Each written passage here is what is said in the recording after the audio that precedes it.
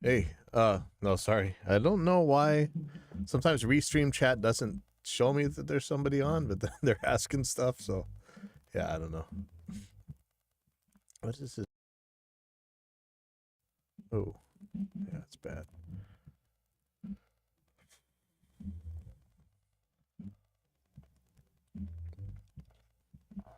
Yeah, I got a band practicing in the background.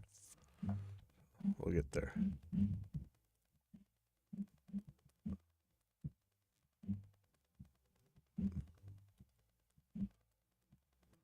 Oh, cool.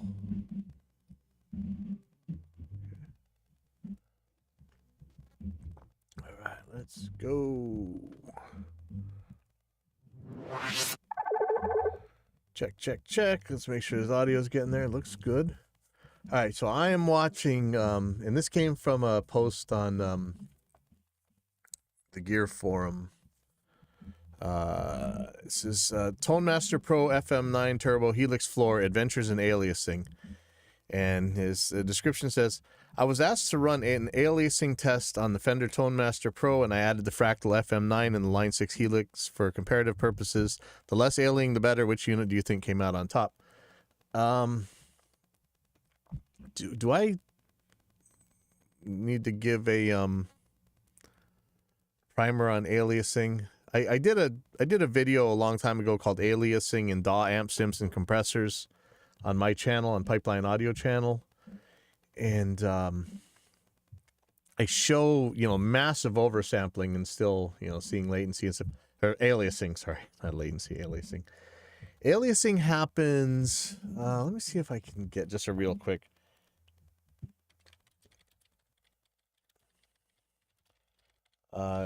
Hopefully you guys know how digital audio works, sampling and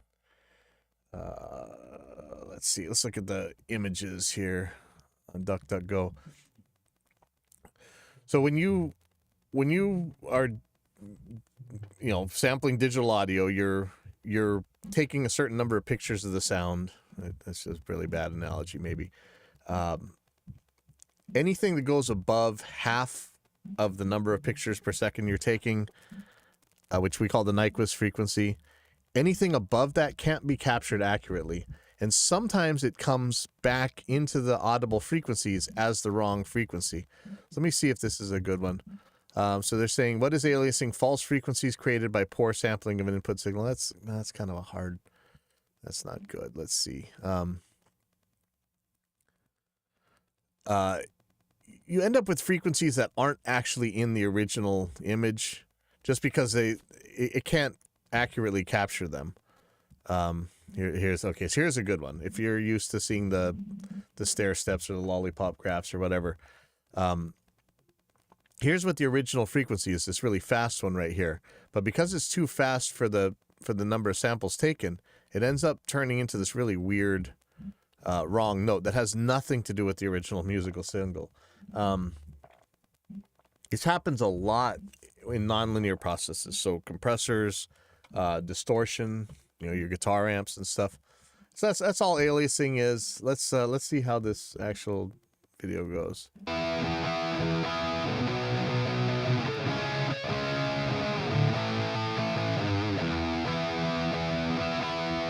You know what? Let me just show you real quick what aliasing kind of sounds like. Let me play my old video.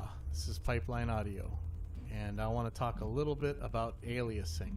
And robo, something that talking about aliasing and unison bend, but one of those kind of double stop bends and bending one string and not the other. When I do the bend example, it might be intermodulation distortion. So let me get to where the sweeps are. So let's be sure this is not just a problem with any single amplifier simulator. It seems to happen. I'll run it through some different amp sims. Okay, here we go.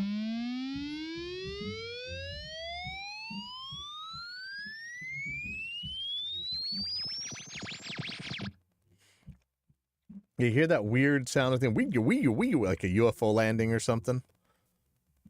That's your aliasing. So this is all correct until it gets too high frequency. Right here.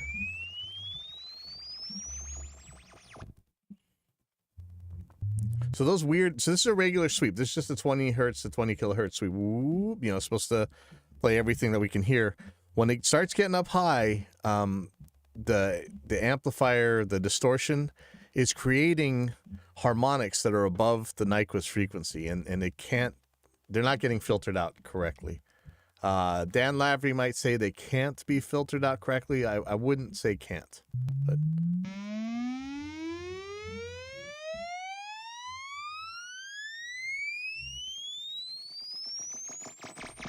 And here's a compressor.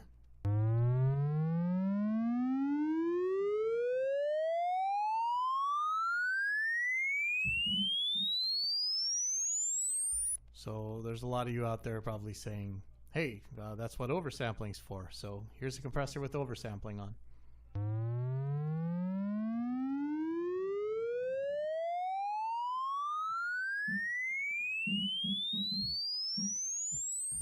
Now I remember years ago Dan Lavery speaking about nonlinear operations and that compression, limiting, things like that generate lots of high frequency artifacts, and that you wouldn't really be able to get rid of them by anti-aliasing filtering because the damage was already done.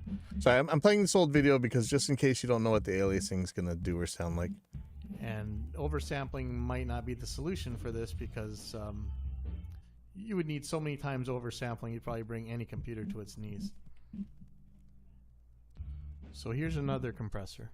And I'm going to save the listener some tedium by starting a little bit higher up in the frequency range.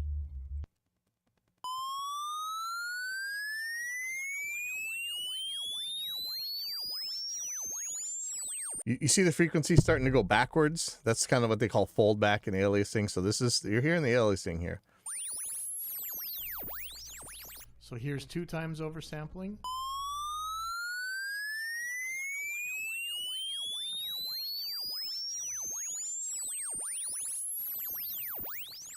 Here's 4 times oversampling.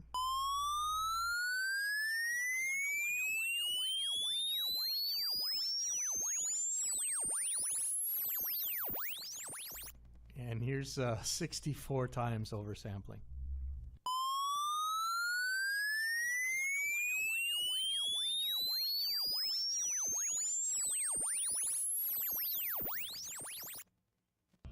One objection you might be thinking about is, well, hey, the guitars just don't go that high anyway. But let me play the original test file I used, and you can see its output on. Okay, so anyway, so that's what aliasing is. All right, so let's go and see what we got here. And hope this isn't one of those channels where the guy just sits there and noodles around and it's just some excuse to watch the guy play guitar. Ugh, hate those ones. Guys, thank you so much for watching and sending in your comments. I really do appreciate it. Here's another idea from the suggestion box, sent in to us from No Talk Guitar Amp Plugins Reviews. Would you run some sine sweeps in the ToneMaster Pro using a high gain preset? Would love to hear aliasing. Thanks for the suggestion, No Talk Guitar Amp Plugins Reviews. Since it's been a while since the last one, we'll do a little refresher on aliasing first, and then we'll run some tests. Okay, maybe I didn't have to do all that. So what exactly is aliasing? Well, here's just a small snippet from an article that Wikipedia has. In signal processing and related disciplines, aliasing is the overlapping of frequency components resulting from a sample rate below the Nyquist rate. And according to audiocheck.net, consider a digital audio system in a steadily rising sine wave tone.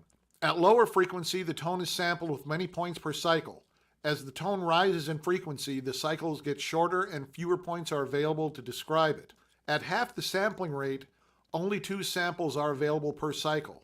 We are at the limit stated by Nyquist.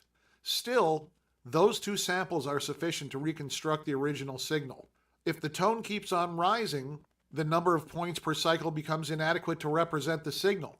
Those samples will be misinterpreted by the digital to analog converter and will be associated with a wrong frequency. This phenomenon is referred to as aliasing.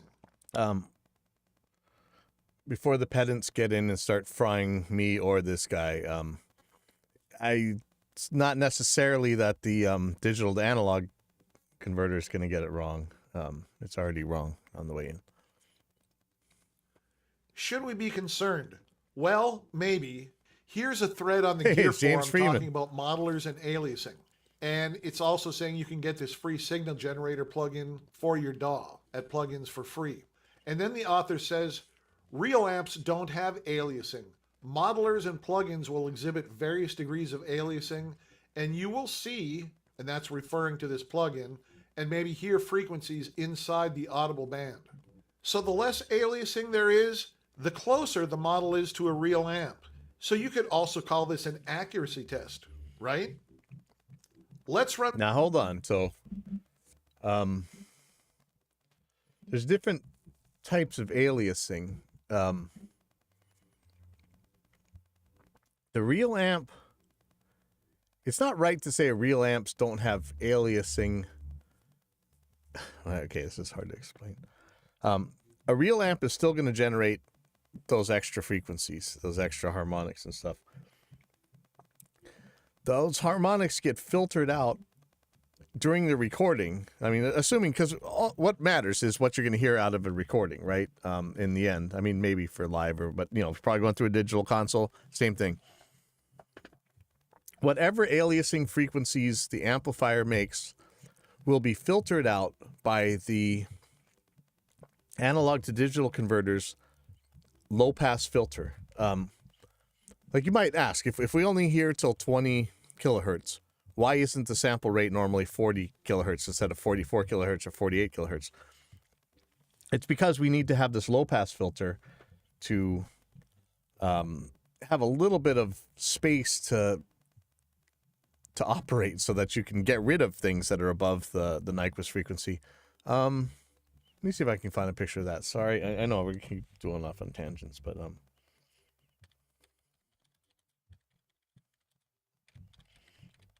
sometimes they call them brick wall filters. Let's see. Okay, so I think this is going to be probably right. So filters, so here's your frequency versus level, right? So you're coming up to this really high frequency. So here's a really 3 decibel per octave. It's kind of a slopey filter. Look how steep some of these filters are. The steeper the filter you get, though, you have a little bit of rippling in the pass band. So let's say this is 20 kilohertz right here. This is the stop band you want, but you're going to have a little bit more space to have a smoother filter. Like, look at this purple one, okay?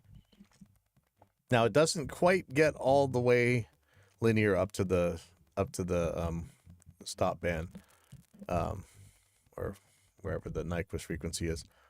And but it happens pretty fast. So you look at how these different filters work. So you need a little bit of space and stuff. So anyway, this is what they're talking about.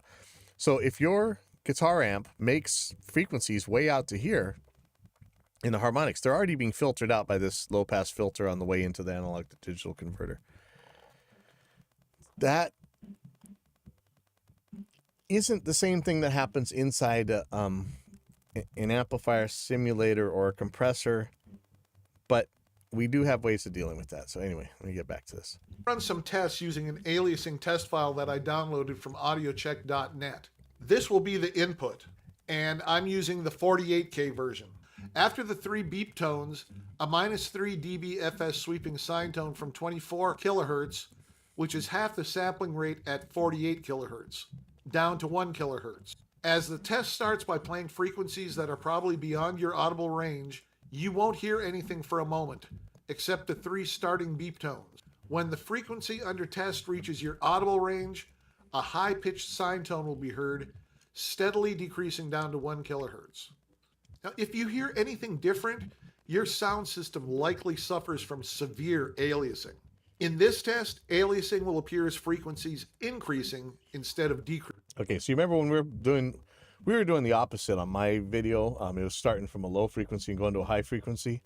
And you started to hear the aliasing at first as a frequency going lower when it should have been going higher. In this case, because it's starting from high and going to low, you're going to hear frequencies go from lower to higher instead of higher to lower. So here we go. Increasing.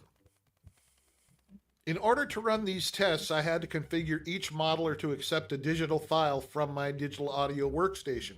And for me, that's Logic.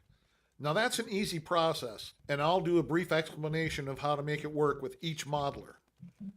If you look at my project layout in Logic Pro, you can see that the test file that was used as the input is track 1. The Tone Master Pro track is track 2. The FM9 track is track 3. And the Helix track is track 4. I wanted to include the Tone-X pedal in this test, but it doesn't seem to be able to process audio coming from the computer using USB. Now it will accept a USB audio input because I can hear it playing the test file, but it won't process that test file and then send it back to Logic via USB. Oh well. I'm also using the Voxengo Span plugin once again, so we can get a visual representation of the aliasing artifacts. And span is usually what you see on my stuff. And then thanks to James Freeman, who actually was mentioned in this video earlier. I don't know if you saw that. He got me going with Span Plus because I didn't really understand how to use that. So now thanks, Alexi. I haven't talked to Alexi in a long time from Voxengo, but Span Plus is awesome. Okay, first I'll play a short demo of each preset.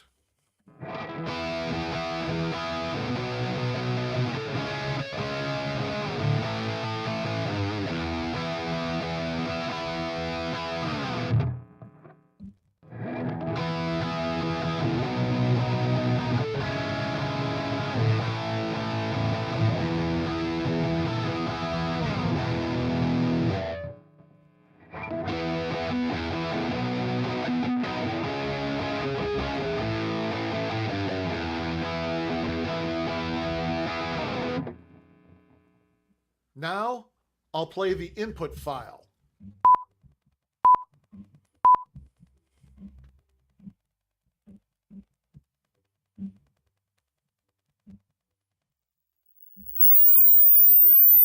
Just watch for harmonics. Ooh, God, that hurts. Ouch.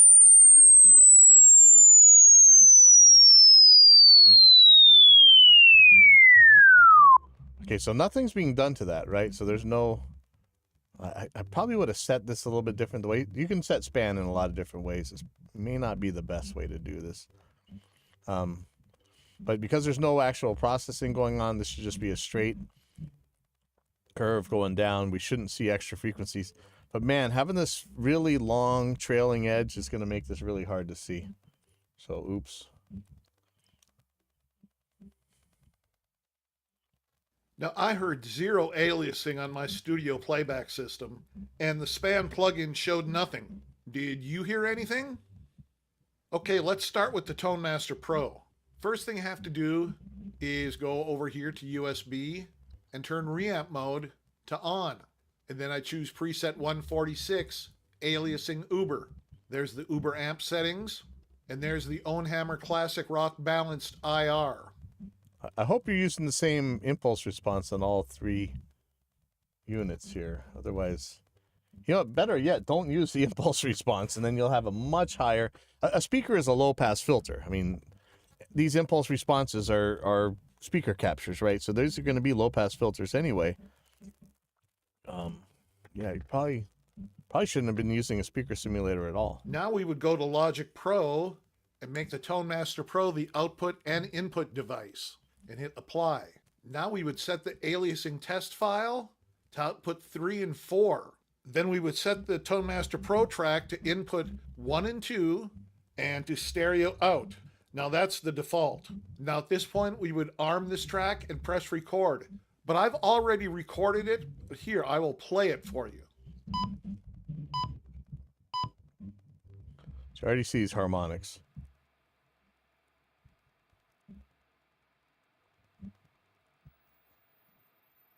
So here's the fundamental, probably.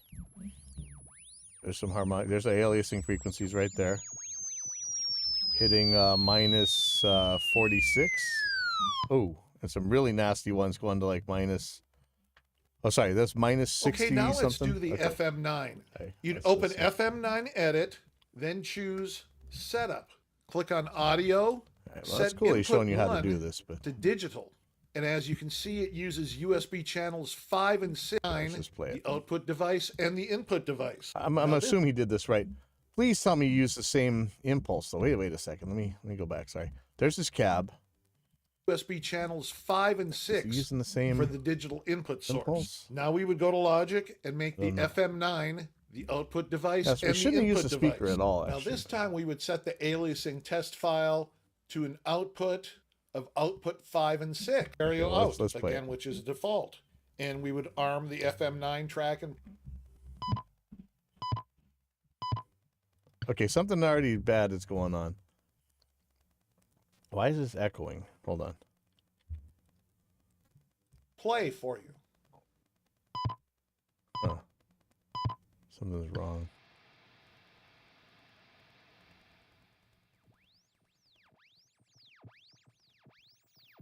Here, you hear that? You hear that alias thing? Winyo, winyo, winyo, winyo. Like on my test. Here comes the fundamental. Let's see how high this goes. The other one reached pretty high up into the 50s, right? Yeah, about the same. And now let's do the Helix. We would open HX input edit using USB 3 and 4. Okay. Now close audio devices. And we would arm the Helix track and press record. So here's the Helix.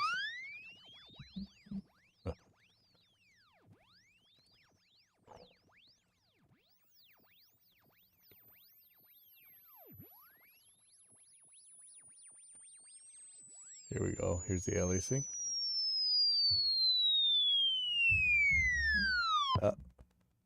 So, you know, they all end up about the same. Honestly. All right, one more time. It's so from the high top. up there, though. Here's the test file.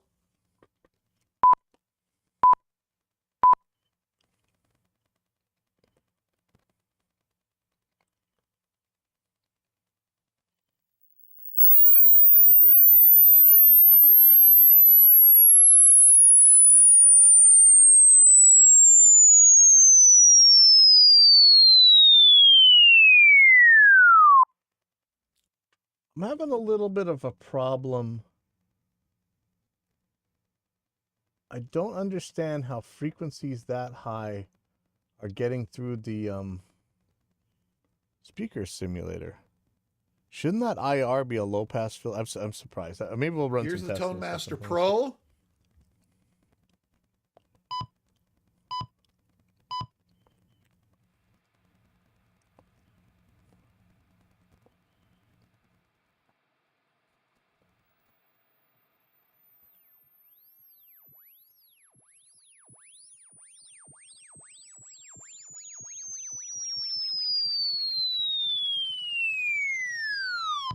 Ooh. Here's the FM9. Why did we change the scale? So here's what we're looking for the Tone Master Pro. So minus 48. Actually, the initial aliasing is way worse on the Tone Master Pro than the FM9. But let's see where it goes after that. I think they're all about going to be about the same. No, I said And here's FM9 the so that's Helix. better. Interesting. Listen to that. So the initial one's horrible on the Helix. But, you know, it's not, this isn't how you use it. So I don't know how much that matters.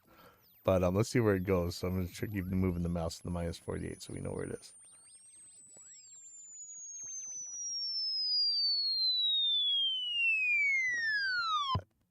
It's a little lower on the Helix. Okay, than the now if Tone you Master try Pro. this test, Now, wait please a second, though. remember to change What's your the settings peak? Let's look at the peak again. Here's Tone Master Pro. Let's look at where the highest this ever goes is for the fundamental. Okay, so fundamental is Here's somewhere the up here, like FM9. minus 32 or so. Let's see how high the fractal goes. These guys might not be really well volume matched. That might be one of the problems.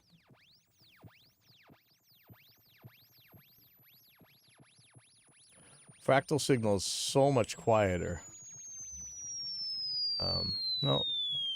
Well, it is, though. The fractal signal's a And lot here's quieter. the Helix. Where's the Helix?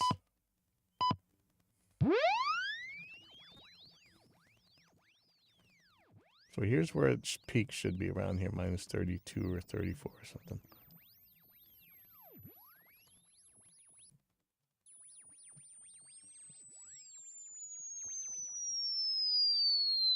Alright, so Helix is closer than the FM9. Okay, now I if you don't try know- this I don't know if test, this test was done all that please well. remember to change your settings back on your modeler. Otherwise, you might be wondering, why isn't this thing working? So there you have it, guys. The ToneMaster Pro had the least amount of aliasing, and the Helix Floor had the most. And the FM9 was right there with the Helix, maybe just a little bit better. Like I said when I did a similar test for the 3 fractal modelers, I don't really think this is a cause for concern. I just think it's just another chunk of data for those folks that like I a don't certain understand how chunk the of... aliasing is getting through the speaker simulator. You'd think that would be a much better low-pass filter, but maybe not. data. However, as I said earlier, the less aliasing, the closer you are to a real amp. Now take that with as many grains of salt as you want. Now this Friday is going to be Helix for Noobs Part 3. We're going to take a look at Helix Native and see if it's something that you should have since it's on sale right now. Now, you do Yes, the not answer is want to yes. miss that, so go ahead and hit that subscribe button and ring that notification bell. All right, guys, have a great week, and I'll talk to you again on Friday. Let's see what the comments have to say here. ToneMaster Pro has the largest aliasing artifacts on this test, though it does appear that you may be running it with more gain on the virtual amp. Yeah, see, these levels weren't really matched. Compare the level of harmonics on the frequency chart. Helix has an impressive showing considering it has the oldest technology of the 3. I also think the test file could be made more realistic. Majority of sweep is in frequencies which are nearly absent in an actual electric guitar DI, and it runs the frequencies that are actually relevant in just 1 to 2 seconds. Yes, that's important. What does he say for that? I used the test and test file that was suggested to me by whatever I think it's from James Freeman. If the tone keeps on rising, the number of points per cycle becomes inadequate. Oh, okay, wait a second. ToneMaster Pro clearly had the most audible aliasing. I'm not sure why you would think otherwise. What does he say back? TMP true peak minus 13.9 FM. So the Helix is loudest at peak. That's not the aliasing though, is it? That was the fundamental. Okay, so he says, hold on, do you think that the level meter of the Vox angle span displays the amount of aliasing? Somebody else says, I usually enjoy your videos, but you've messed this one up good. Those are the levels for the fundamental, not the aliasing. Can you hear the loud aliasing of the ToneMaster? No, in my studio, using these fancy monitors, the Helix is the worst. So he says, the fundamental on the ToneMaster Pro is the most quiet, but the aliasing is louder, much louder. You're listening to the wrong thing. That's what everyone is trying to explain to you. Okay, so here you go. I'm not listening to the fundamental. I'm listening to the aliasing. I've been dealing with aliasing and synths since the mid-'80s, so I at least have a little clues onto what I'm doing. And what is everyone listening on? Oh man, what fallacy is that, right? You don't have my fancy monitor, so you can't hear this.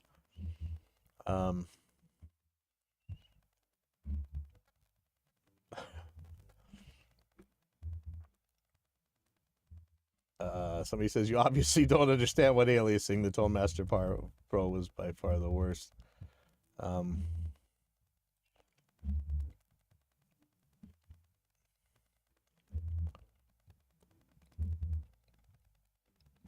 Okay. All right. Let's play with this for a second. Let me pull up Reaper. I'm kind of tripping out that there even was aliasing in. Let's go. Here's Vox Single Span Plus. I'm gonna put MDA test tone plugin in here, and let's go do a sweep. Oh, it's gonna be so annoying. Sorry, hold on. Let's skip this for a second. Let's do a log sweep. So start at like 2K, and we'll go up. We'll go up to 20K. How about that? And let me.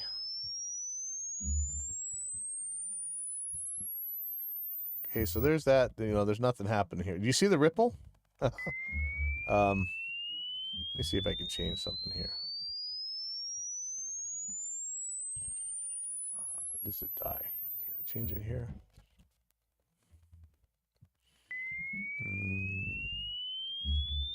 Yeah, I'm so bad at this. Okay, so let's start adding something. Let's do the and I'm not gonna put a filter at first.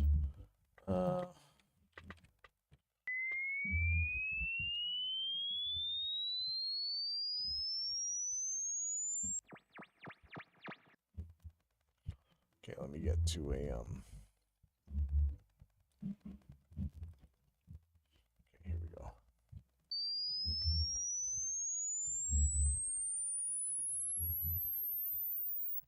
So here's Helix with nothing on it. Let's put an amp on here. Let's do something. Well, they had the Uber shawl, whatever. So let me get that. I think I have. Yeah, here we go. So let's hear. Now we're gonna see some aliasing. See, there's the harmonics.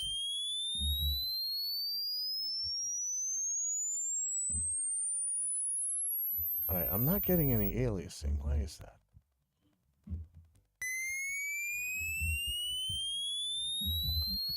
Let me make this.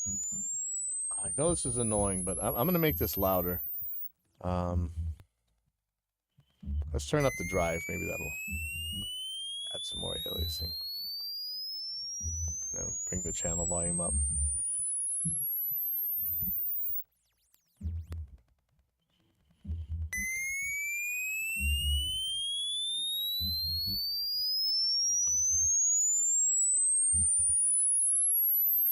Yeah, I'm not getting any aliasing that we can actually see. What the?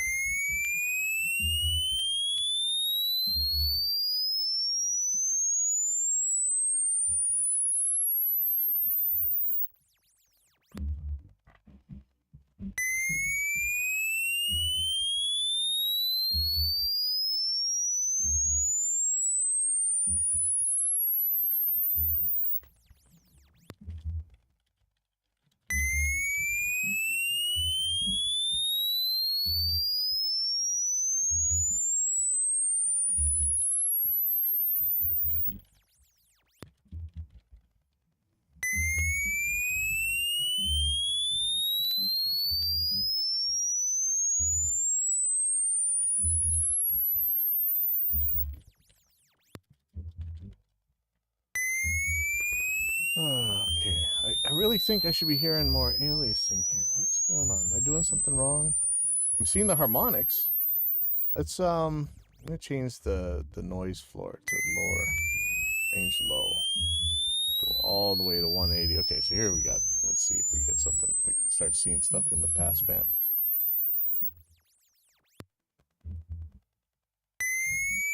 So here's all the harmonics. Now we should start seeing it going backwards.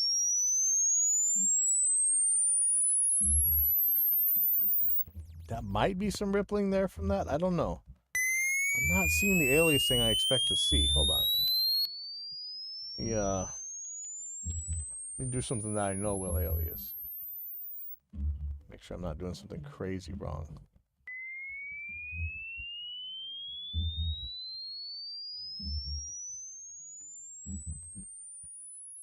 There we go. See the aliasing?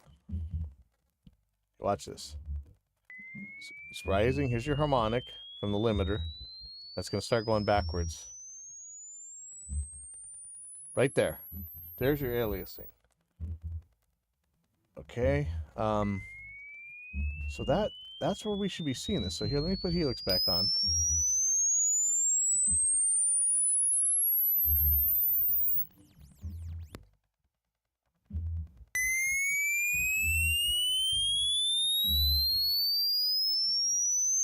You see a little bit there. I think we're seeing aliasing here. That's way down there, though.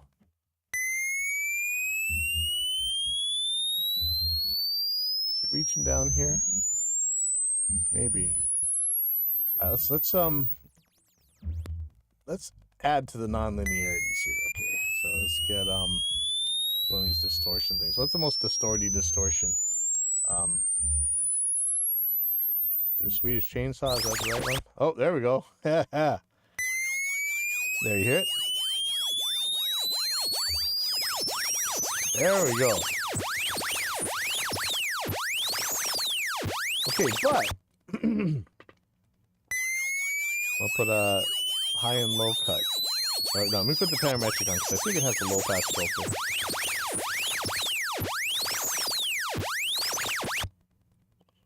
We put it at a guitar level and see if it gets through there. It's still getting through. You see it just going crazy now, right? Wow.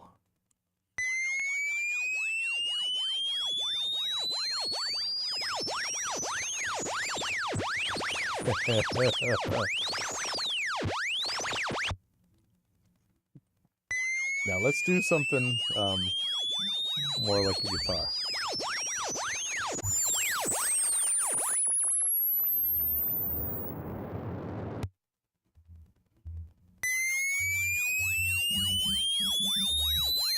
Wow.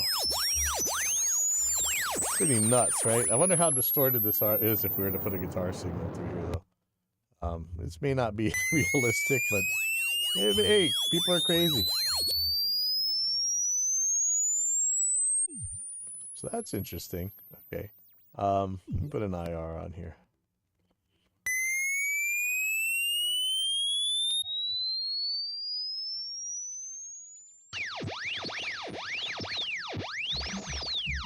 Yeah, I mean, the aliasing's there. I don't think the guy did the test right, but you know, we are seeing it. And we're definitely hearing it, right?